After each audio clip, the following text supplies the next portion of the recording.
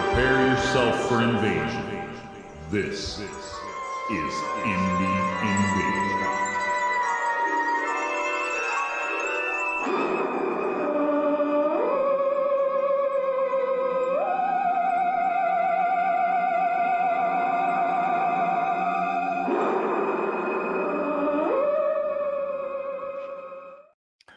What's up, invaders? Welcome to Thursday night Indie Invasion Shorts. 2 weeks. 2 weeks. Two Yes. weeks we haven't been here. Both times, my fault. Thank you very much. Take all of that right there. Real life just stinks sometimes. You Man, gotta be an adult, and Yep. And everybody that listens knows that story too, right? Sometimes you got schoolwork with the kids, you got whatever else it is, now, man. and you got a stack of miniatures on your desk that you are 100% certain you are going to get painted. Yeah. I still haven't cleaned my desk off from our last one about cleaning the mess, and having too many projects. But what's up, Doug? Doug and Terrence. What's up, fellas? What's up, wow, guys? we're already What's up to 7 people. I guess it fares well when we're doing a backroom show, huh? Yeah. So stuff has been. I was out of town last Thursday. I suppose I might have been able to jump on my phone, but I was in a hotel room and blah blah blah and all that stuff, So I didn't bother to. However, nobody wanted to hear you sound like you're in a chopper or something. I don't know. We could have played it up. We could have Black Sun. The Black Sun tabletop game. We could have worked that angle. And whatever we wanted to. Look, hey, there's Alan. What's happening? Discover Games in the house. What's happening, buddy? Well, what have you been working on? Have you managed to get any work done in this past couple weeks? I did a little cleaning, a bit, just a little bit, but I did more back behind me, and a lot of that was for tonight. I'll admit. Yeah. What is that one thing back there that looks like a book? So I got 2 books back there. That looks like a YAFSIGA book. Yeah, one of those might be for you. Oh, that's where my YAFSIGA book is. Oh, I thought it was in the mail already, but apparently it is not. And this, and what else do I got sitting here next to me still for you? And this. Oh, come on, man. Hook a brother up. So I've been piddling away slowly at some Crisis Protocol minis. Just some stuff I got from Etsy. There's some customs. I mentioned that this last time. Modest Mini Studios, man, they're the way to go if you're going on Etsy for some of these models. So I'm working on Dr. Doom because Eric loves Dr. Doom, and I just moved my Dr. Doom over there out of the way. I had him sitting right here next to me. Some Hellfire Club and just some comic characters, a little more obscure ones. Not Dr. Doom, but some more obscure ones that that I just liked growing up, So anyway, what are we talking about, Eric? Well, I see this really beautiful artwork behind us. If nobody could tell by this, we have a special guest tonight that I finally got to meet this past year at Adepticon. He's written and designed 2 games that I know of. I know he's always working on something for Black Site Studios, and one is YAFSIGA, you can see above here, and the next one is his newest game. It's over there, Mobile Arms, which is in their backroom event right now on Black Site Studios, and I believe it's live for the next 28 days. So 28 days, that's what it said. Yep. I think that's the 21st. So if you guys are interested in that, that's math check stuff. that out. But we want to welcome Corey Sullivan to the hot seat. Let me bring him in here. Woo! Bring him out of the green room. There he is, Corey. Yay! Welcome. Applause. Here, Gentlemen. Hello. Yeah. All right, that's it, and we'll see you guys next week. Okay, goodbye. All right, well, Corey, welcome. So the most important question actually that I have to start out with, because Eric hasn't sent me my book for YAFSIGA, he was also supposed to take it to Adepticon and have you sign it. So, Eric, did you? He did sign it. All right. Okay. I can wait another 6 months for my book then. I had that panic moment of like, Adepticon was a couple months back. Did I sign it? Yeah, no, see, that wasn't on you though. That was going to be on Yeah, Eric. I remember I had you sign mine first because then like the next day I was like, can you sign another one? Yes. Look at there. Look who made it. It's Spaz. Spaz is Long here. time no see, sir. At the last minute at Adepticon, people were actually asking me to sign their face cards for the decks that they were buying, because like face cards are very important in YAFSIGA. And I was like, oh, that's a great idea. Why didn't I think of that at the beginning of the con? Oh man, yeah. Oh well. Because you always think of the best stuff at the end. Right. Exactly. Always. Once you've had some time to let it marinate and yeah. Well, that's how cool ideas develop too. It's like, well, I'll do that for the next one, or you may come up with another idea, and then you have more for the next one. And absolutely. Well, we got 8 people on right now, so I think we'll get this started. If you're just popping in, say hello if you hadn't already. We've got Spaz and Doug and Terrence and Alan have said hello, and if you're out there in internet land, say hello, and we will. Just so everybody knows, I do have links in the show notes to both of Corey's games if you want to check them out. Like I said, the newest one is in pre-order still. So you can check that one out and go pre-order it. And you guys are shooting for January, I think it was, for that one. Yeah, it really does depend on what kind of virtual, all PDFs, all STLs, and those will deliver a lot sooner because in the digital realm, things are prepped a lot quicker. January for a lot of the physical product. And because Mobile Arms is a lot of small components that all need to be sourced and put together in one box, that's pretty accurate. We're just gonna have to wait for a bunch of little things, but yeah. All right. Well, still, you compare that turnaround time to say like a Kickstarter or something. Yeah, that's nothing. That's nothing. You're lucky if you see it in a year. Okay, so real quick, we got to show this to Corey. We have a comment here because this is what we were talking about. Our psychic subtitles on the show showing up before you actually say the words witchcraft. See, Spaz is saying that because he knows that by the end of the show, he's going to click to buy it as well. We know. Spaz. Oh, no. Well, what about you? Sorry. What about you? You got that window open? I know you do. You don't worry about me. Okay, you don't worry about me. We'll save it for the end of the show. I know how this works. Sure. All the peer pressure from everybody listening is the one's gonna crush me.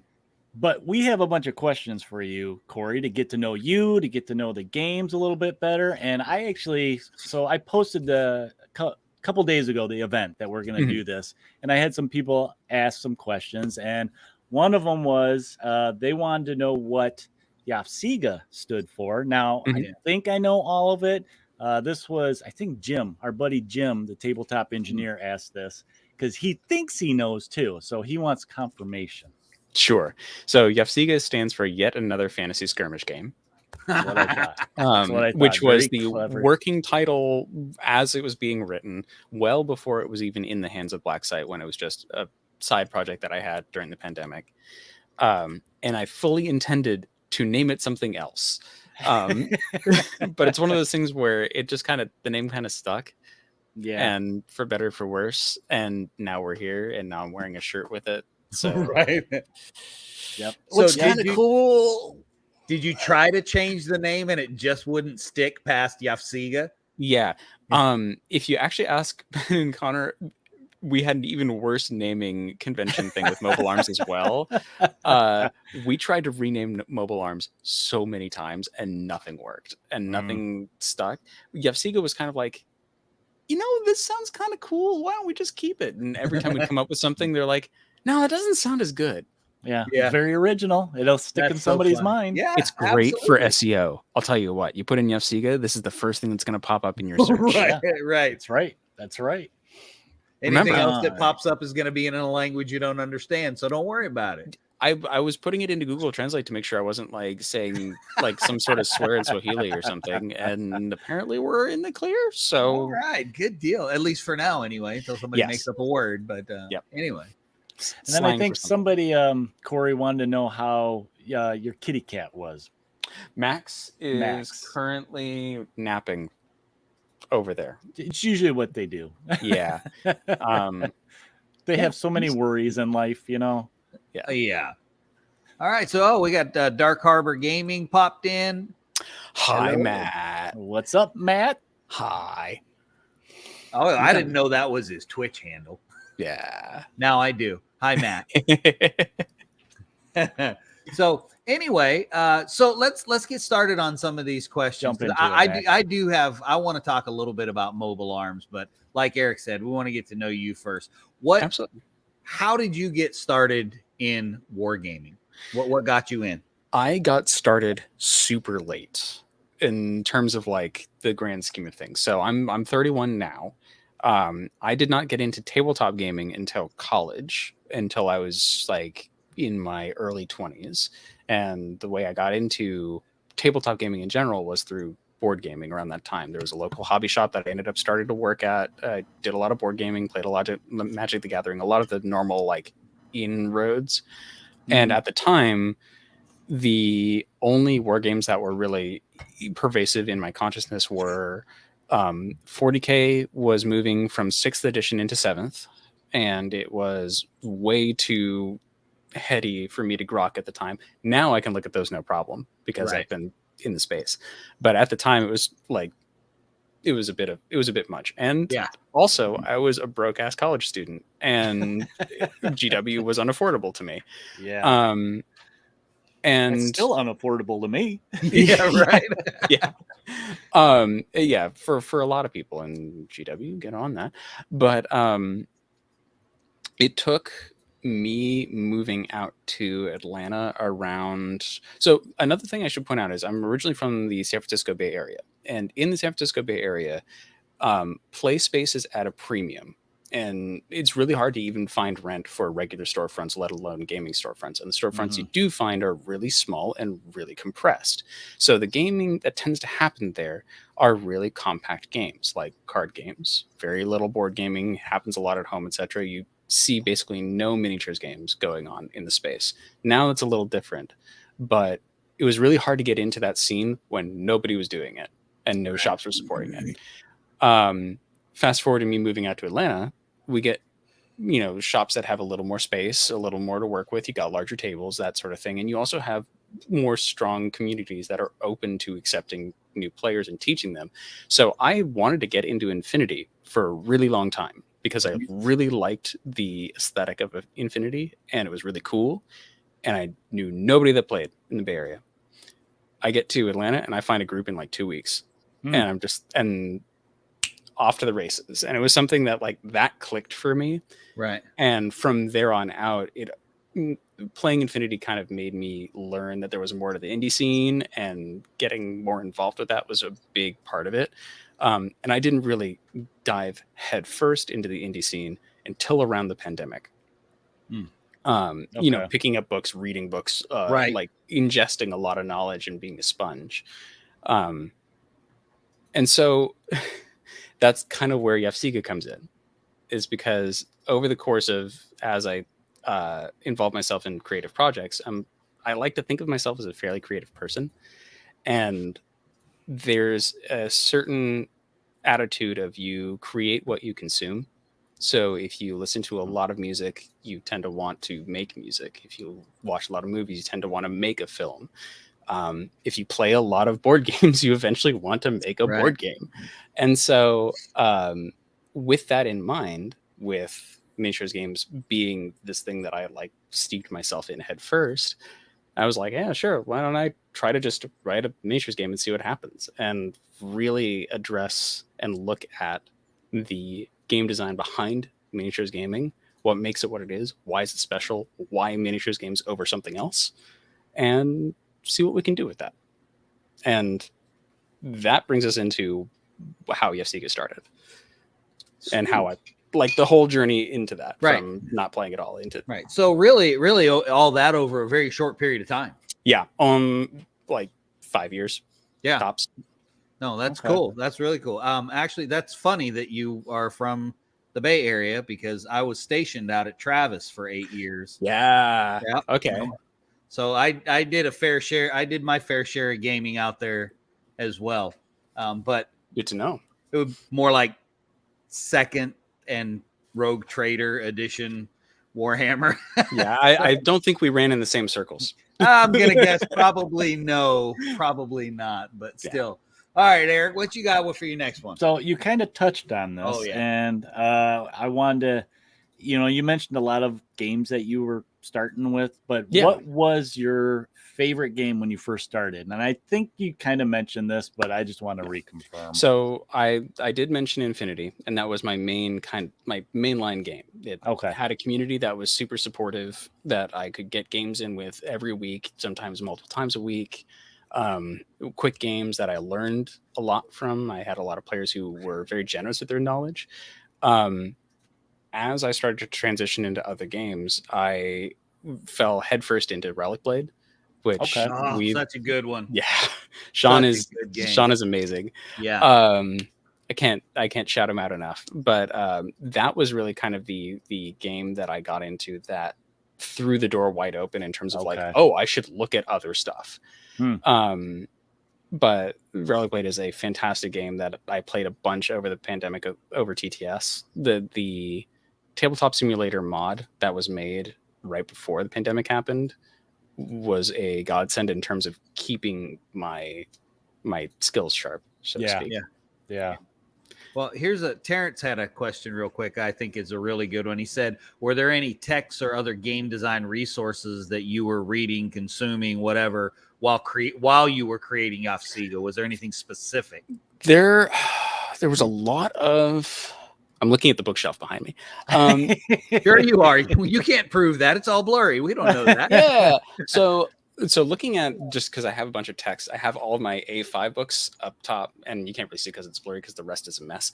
But I read a lot of all of the Osprey stuff. So a lot of Osprey Blue books. I went through. Some were good, some weren't. I really like Mike Hutchinson's approach to game design in general.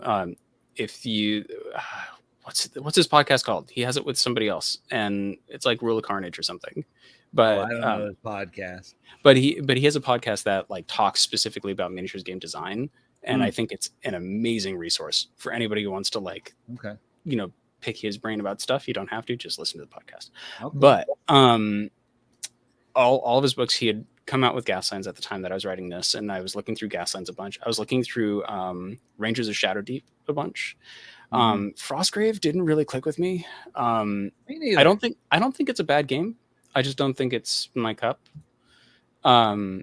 Rangers, however, is in that same vein, but it's different enough that it clicks in a different method. There's 5 parsecs from home. Yeah. Ragnarok. Love 5 parsecs. Yeah, Ragnarok, Tim. Yeah. I read Ragnarok a bunch, and just all of the expansions. There's certain influence, sure. I didn't draw directly from, but it's looking a lot at what other authors are doing, what works, what doesn't, and how can you apply the design that you have in your head in a efficient manner. Right. Let me think of what else I read. I actually read a lot of GW books, in terms of, I tracked down the Mordheim stuff. The Mordheim community is amazing. Yes, we are. I mean, yes, they are. Some of us still play. A lot of Necromunda. Tracking down the specialist games that have a really rich history and finding out what's kept them around for so long and why people resonate with it so much, and kind of dissecting that is important. What else can I think of? Oh, an interesting game that I think needs more love that people should play is the Elder Scrolls Call to Arms game. It's a really solid war game that took things in a really interesting direction in terms of making things both solo and co-op, right, as well as being a proper miniatures game. And I think people need to explore that a little bit. I've heard good things about that one. Yeah. So for me, when I hear you say all that stuff, what that really says to me is that's a gamer's approach to creating a game, which I think is the best kind of game you're going to get. Yeah. Because there's so much great stuff out there, and it doesn't mean that you have to pull from their rules or like you said, or even borrow stuff from them, but just the ideas behind it, the core, not the rules, just the core of what it is that, like you said, attracts people to it. Yeah, it's more high level. Yeah. And to that end, when I approach a new project for a new game or whatever it happens to be, a lot of the times I usually think about what the intended experience is first. Right. And then from there, I'll usually seek out resources that already achieve that in some way, shape, or form. And it's how is your own project going to be different from that? And why should your project exist when this other one already kind of does what you want to do? What's unique about it? Mm-hmm. Or what's not in some cases. That's actually a question we ask here frequently because there are so many. Well, there's so many. We live in the golden age of wargaming. Yeah. And there's so much out there. It's you have to, and we deliberately expose ourselves to so many indie games that we have to ask ourselves, and for the people that listen, the same thing. What is it about this game that makes it worth it for you to invest? What is it that it gives you that experientially that you're maybe not going to get somewhere else that's going to do the rules maybe almost exactly the same? Yeah. So, and that's a deciding factor for a lot of the projects I do. Several of them don't make it past the first couple of drafts because after a while you come to realize that you're not offering anything new. Right. And so you're like, okay, close it up, put it on the shelf. Maybe I'll pull that out for inspiration for something else later. Right. Mobile Arms is a big example of that. It's a bunch of like little projects that I had set aside, and I was like, you know what, y'all need a kiss. So that's what this game's about. So what exactly then? Let's ask you this: what inspired you to create a game in that setting? You said there's a couple different influences, and you kind of mashed them together. For Mobile Arms or for YAFSIGA or for both? Let's go Mobile Arms. I want to go Mobile Arms because I already have a YAFSIGA book in Illinois, but I in spirit. In spirit. In spirit, yeah. Okay, so Mobile Arms is actually the concept of like, I want to make a mech game, has been kicking around since like as soon as I started wargaming. It was like, oh yeah, I want to. There are not enough games that allow you to stomp robots, and the ones that do are kind of pervasive. Think of the big one. Think of BattleTech. Ash does a lot of really great games. He did both Game of Wolves and Steel Rift. I like them both. But apart from that, you think of a couple mech games, and a lot of people do like let's play games with Gundams, and they'll stick them on like a CD, and that'll be their system. And it'll be just like a lift of Warhammer rules, like roll a bunch of D6, see if you hit, etc. Or there's a really good one called Obsidian Protocol that has been in Kickstarter forever. And I think it's finally delivering. But apart from that, you think of other mech games and they're not really out there. And the few that are either emulate BattleTech or emulate Warhammer. And so looking at what already exists in that kind of space, I was like, all right, I want to make a mech game, and I want it to behave like you do want to reference something because that offers players a sense of familiarity. Yeah. And they'll want to start to at least look at it, and then they'll find a unique experience within that. And so in this case, the biggest influence of all was Armored Core. And a lot of people have taken visual inspiration from Armored Core, that you get these big chunky mechs that have like really cool jet engine, all that stuff on it. But what I haven't really seen many games do is they haven't nailed down the nimble maneuverability of the third and fourth generations of the game. You are essentially a fighter jet with legs, and you need to feel that way on the tabletop. And the puzzle to solve with Mobile Arms became, how do we make that work? And also, how do we make it appealing to people who like BattleTech, but not offer a BattleTech clone? Right. Yeah. So Mobile Arms as a system does not touch on BattleTech at all. There's no coloring in of boxes. There's no like specific hitting damage points to like disable an area. It's much more truncated than that, and it's a lot more of a streamlined experience because our goal is to wrap up games in under an hour. And it's really hard to do that when you're, playing calculus. So that's super reductive. Alpha Strike is a really good game, and I like Alpha Strike a lot. Classic BattleTech has its place. Yeah. Oh, definitely. Yeah.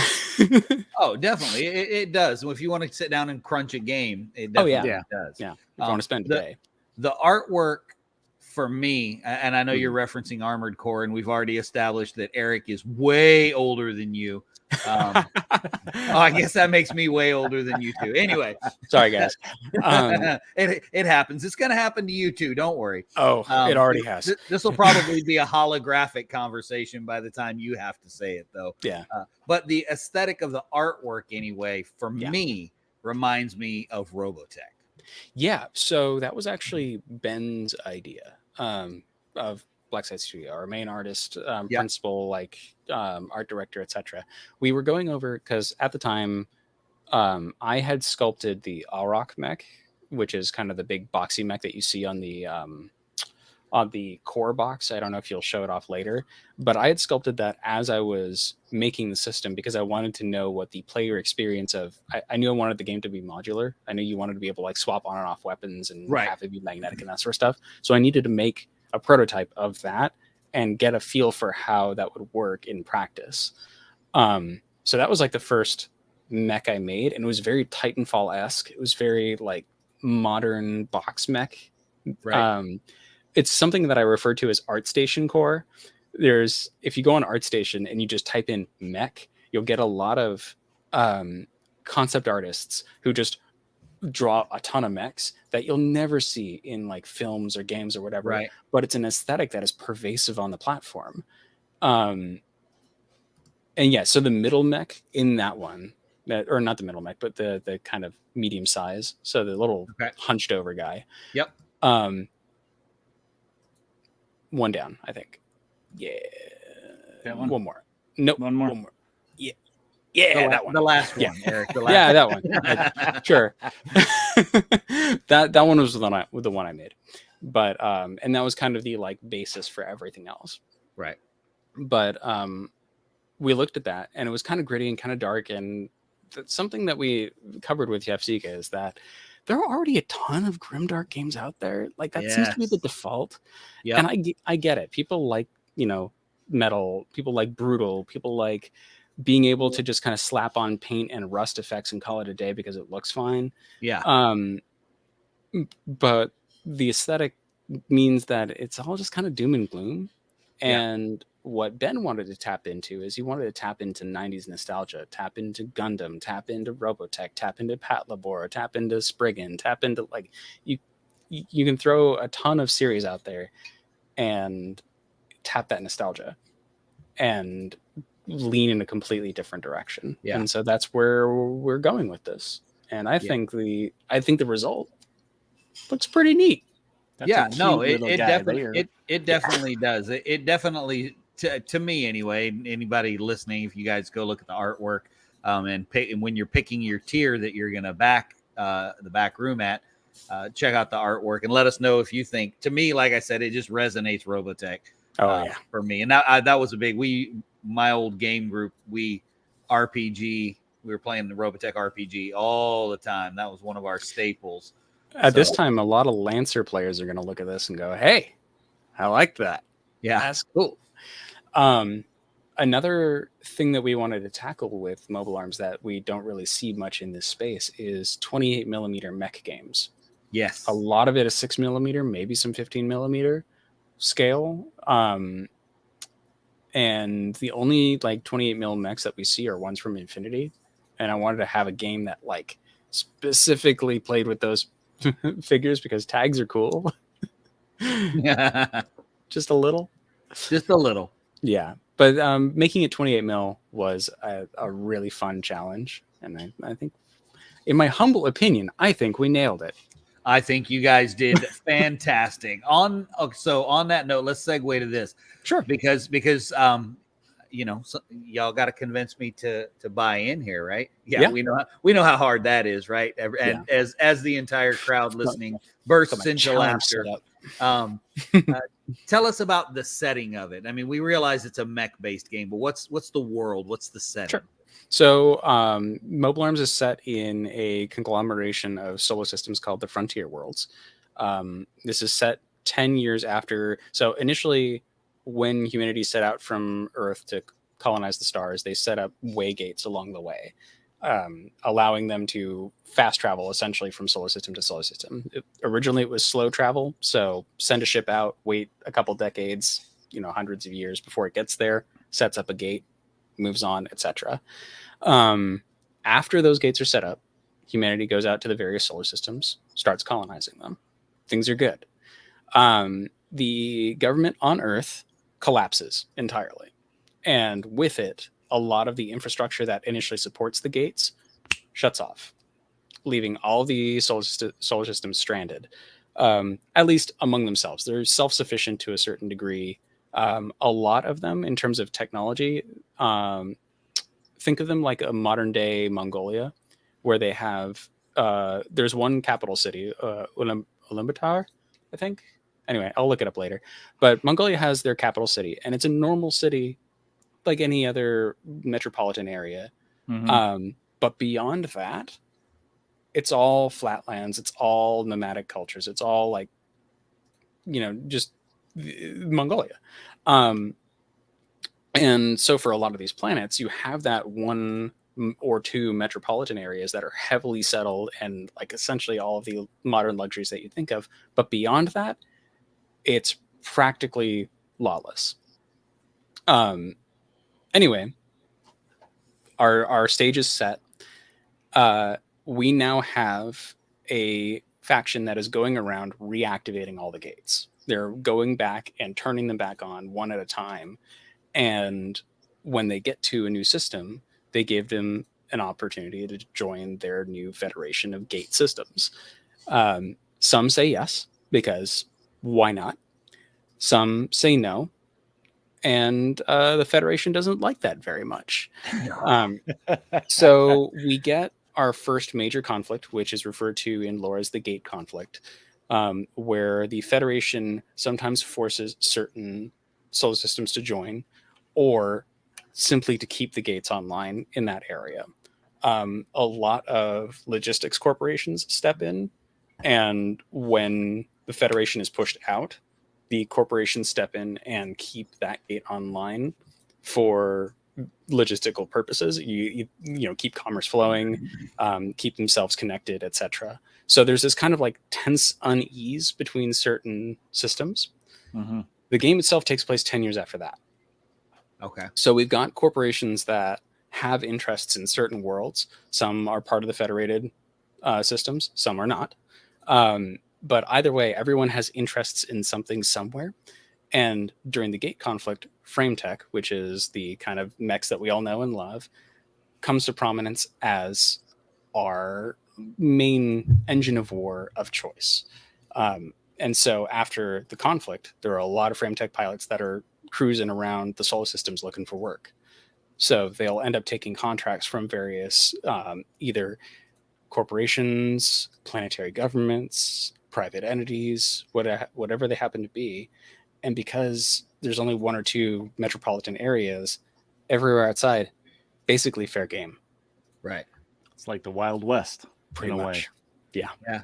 As you were talking through that, my brain connected so many pieces of lore from other sci-fi games and shows and movies. Not in a bad way. I don't mean that in a. I'm not going to claim to be original. No. Don't hear it that way. Listen, that's the highest form of flattery, right? But to bring those things in together, and to bring them together in a different way. Yeah, it does, just like you were saying earlier. It pulls those nostalgic strings and goes, "Oh, this is such a really cool part," and I loved this piece of insert whatever this sci-fi thing was, and run with it, and I like that. I think I probably got. Let's see. There's a series at least that two definitively. There's a series that has been a big influence on me, especially for this setting. That it doesn't have an anime; it's only been available in a manga, but it's called Eden. It's an endless world. I don't know if either of you are familiar. I'm familiar, but I haven't seen it. It's for those at home who are listening and are unfamiliar. It does this really interesting thing where it plunges humanity into an apocalypse. It sounds rather familiar because it is a pandemic style apocalypse, but afterwards, essentially we evolve into this weird kind of like cyberpunk, like humanity just moves on. Like yeah, the apocalypse happened, but we're still technologically advanced. It's not like we regressed as a society. It's just certain movers and shakers took over, and now the government looks a little different, and we're a little more spread out than we used to be. But we're still shooting each other and we still got robots, and we're still hacking each other, and Still chugging along. yeah. And it was that kind of like nonchalance about ruin that is kind of inspirational in a way, at least in the setting. Okay. Yeah. Awesome. All right. If that doesn't have you clicking the button, I don't know what will. So Yay, ruin. So what kind of things do you have in store for the game, Corey? You got like campaigns, expansions, just different factions? I would love to do narrative campaigns. I feel like those kind of get people invested the most in whatever indie games they're playing at the moment. Something that allows you to tell a story. Oh yeah. I think in the context of mobile arms, small scale campaigns are better. Like think 3 or 4 missions with a small branching story at the end.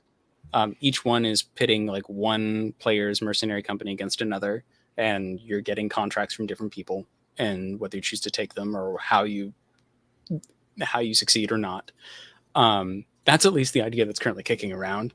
I have yet to write this stuff, at least in any meaningful capacity. It all exists as like bullet points and stuff, but that's kind of what I want to do with this in the future. On top of things like just introducing more mech sculpts, introducing more options for customization. I think that's going to be a really big draw for people, as they'll get to swap out whatever stuff they want. Introducing the concept of icons, special characters, in adding more story. Yeah. Like writing a good story for it would be nice. Yeah. That's something I want to do for YAFSIGA as well, is just write really good stories. And I do have an ending in mind, but we have a ways to get there first. The thing that keeps coming back into my mind that's probably going to get me to click the button is I just keep envisioning my little mercenary faction as like I keep hearing and seeing Wolf's Dragoons from BattleTech.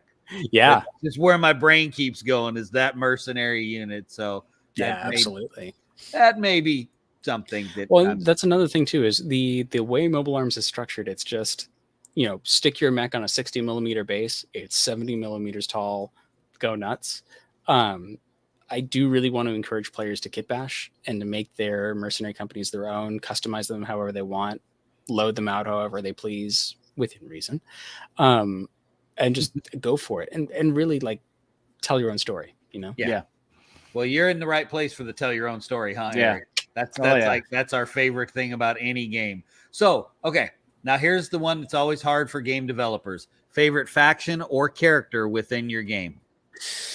Ooh, okay. So same response every time. Okay. Ooh. So a bit of a caveat. In the games I make, I tend to not write factions at all.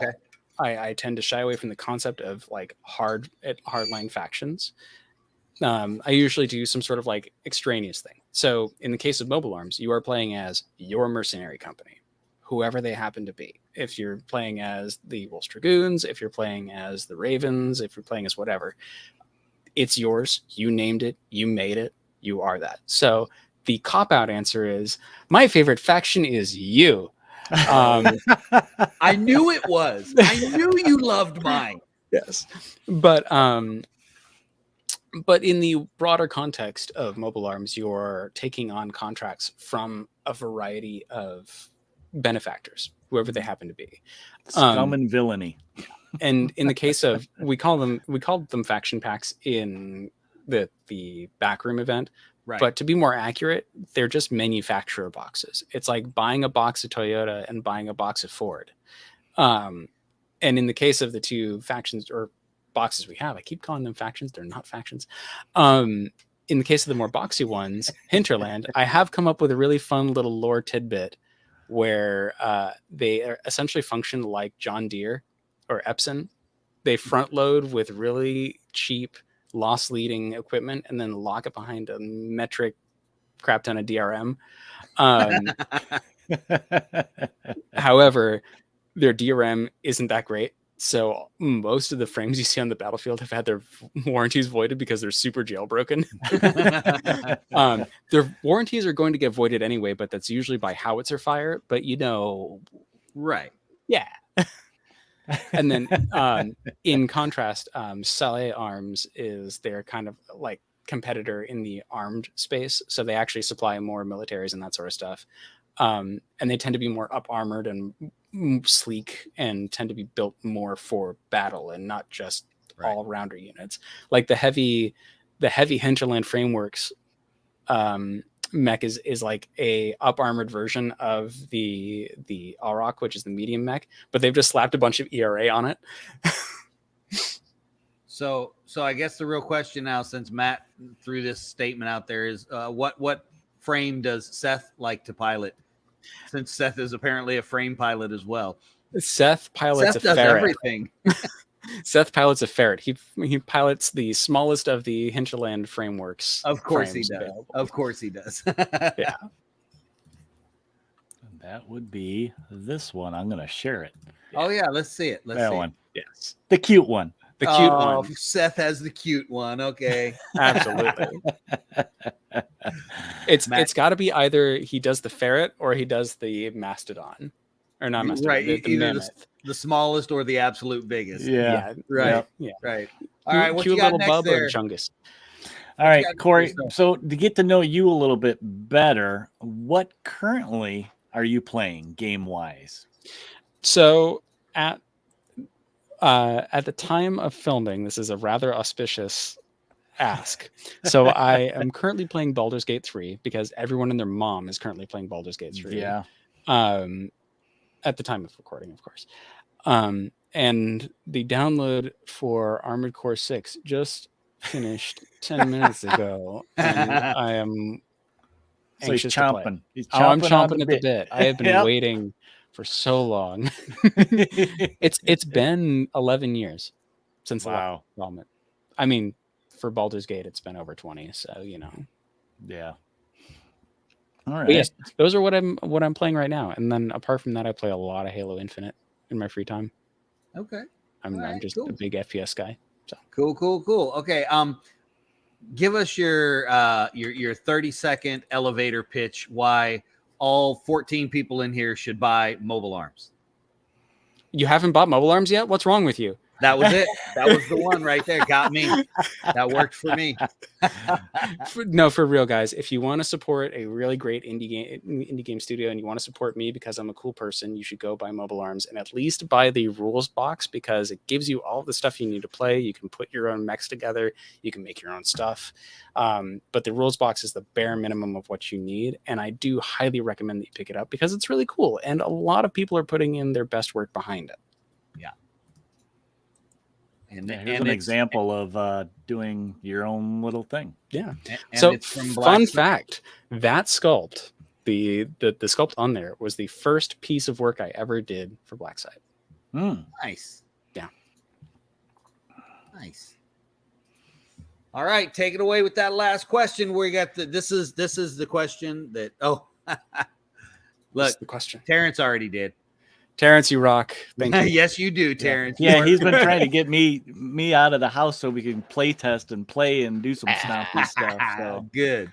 One of these days I'll get out of the house and go play some games in person again. You should do that. Yeah. So what is on your hobby desk? Do you have a hobby desk, Corey? It's right over there, blurred out of sight because it's super messy. And on my hobby desk, I am currently, let's see, I've got an Imperial Knight. So I'm actually working on my non-metallic metal skills. So I'm currently painting some Stormcast specifically as non-metallic practice. I've got 3 Auroch mechs that I'm painting up frantically in time for ReaperCon. That's right. That's coming up. Which is coming up. I currently have a Osnat and a squad of Hungries from Infinity the Game. And yes, these are all on my desk. They're almost unpainted. Starting to sound like my desk a little bit. Yeah, I was about to say Corey. you're in good company. So And keep then rolling. on this desk in front of me, I have a bunch of paints and some more Morats. And then over there, I've got my modular system that I'm currently writing a tune for, that it's like half patched and stuff. And then I've got some more Stormcast. You get the idea. Yeah. Oh We yeah. do. There's a reason everything around me is blurred. Oh, we just let it go. This all back here. This is the game room. Yeah, Yeah. mine's all right here. I live in a very, very small apartment. So like my immediate wingspan is a mess. And That's I try all to right. keep it that way. That's your happy space, though. Yeah. No kidding. That's your happy space. We are. Listen, if you have not heard this phrase from us, we take full credit for this via Todd. Todd is one of our listeners that gives us all of our great quotes. It is not a pile of shame. It's a pile of opportunity. It's a pile of opportunity. That's how you got to look at it. It's a pile of opportunity. It might be an awful lot of opportunity, but it is a pile of opportunity, no doubt. Absolutely. So anyway, Corey, thank you so much for joining us, man. We really appreciate you taking some time out and filling us in on YAFSIGA so that maybe one day I can have my rule book and read it. But also, I'm not going to let that one go, buddy. I need my book. No, I know. So regarding YAFSIGA, keep an eye out at the end of the year. We've got some stuff planned that we haven't quite announced formally yet, but we are planning on putting out some new stuff for that. It'll probably be more in the sculpt range than anything else. Cool. I do have an outline for an upcoming expansion, but that's just an outline, and we need to finish Mobile Arms first. So, Awesome. Yeah.